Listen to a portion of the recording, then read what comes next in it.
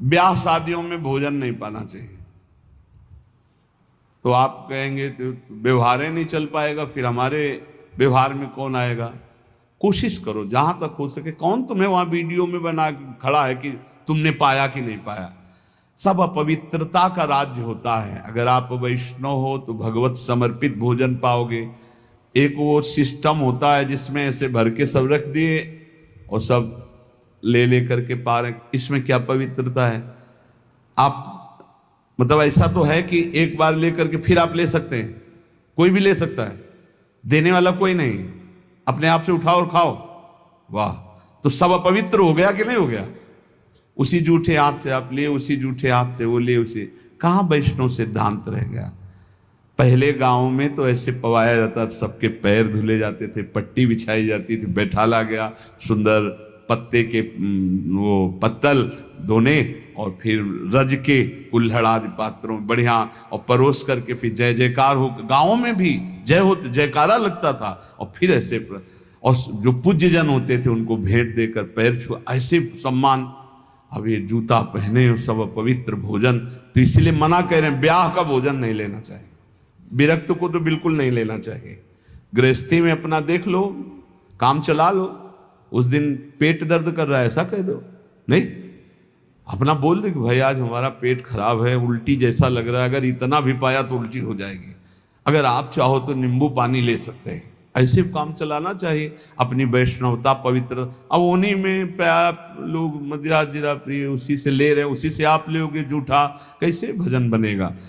और दूसरा कह रहे हैं कनागत, पितरों का जो पक्ष आता है उसमें जो भिक्षान पितर श्राद्ध कान ये निषेध किया गया। ये नहीं, वैसे ब्रजवासी जन देते भी नहीं, मना कर देते बाबा हमारे यहाँ श्राद्ध है, और वैसे लेना भी नहीं चाहिए, नहीं तो भजन का नाश होता है।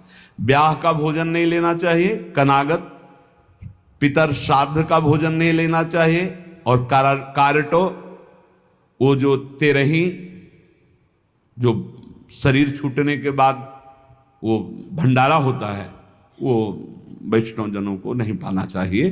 अब अपने घर में है तो बात अलग है, लेकिन निमंत्रण का नहीं पाना चाहिए। और विरक्त को तो पाना ही नहीं चाहिए। ब्याह का नहीं पाना चाहिए, पितृ श्राद्ध का नहीं पाना चाहिए, और कारटो कहते तेरही जो 13 वहाँ शरीर पूरा होने के बाद वो नहीं पाना चाहिए। और कह रहे हैं राजदान, राजा का भोजन नहीं पाना चाहिए। बड़े राज पदों पर विराजमान उनका प्रतिग्रह नहीं लेना चाहिए। और यहां प्रायः हम प्रार्थना करते हैं अपने जनों से कि कभी ऐसा न स्वीकार किया जाए। जो साधारण नौकरी करते हैं, किसान हैं, वो 150 रुपया दे दे तो ले ले, उससे नमक दाल रोटी खाओगे तो भजन बढ़ेगा। और जो ऊंची गड्डी के चक्कर में पड़ोगे तो फिर भाव बिगड़ जाएगा, भजन नहीं होगा। राजअन्न निषेध किया गया है।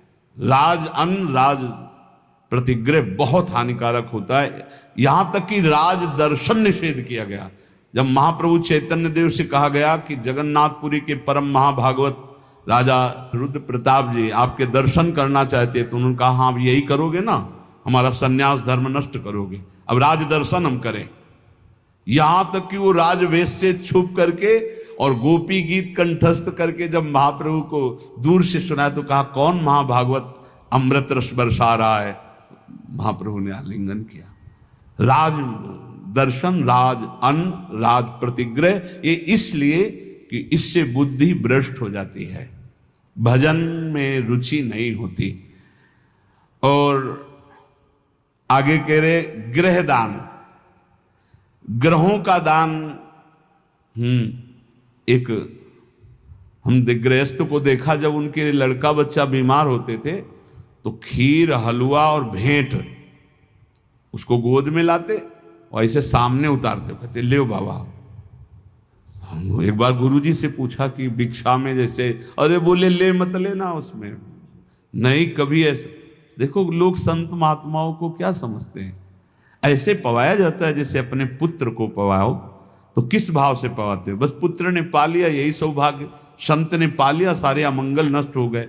इसीलिए बहुत संभल के खान पान करना, जैसे कोई बीमार है उतार के, और ऐसे, या ग्रह नक्षत्रों का दान।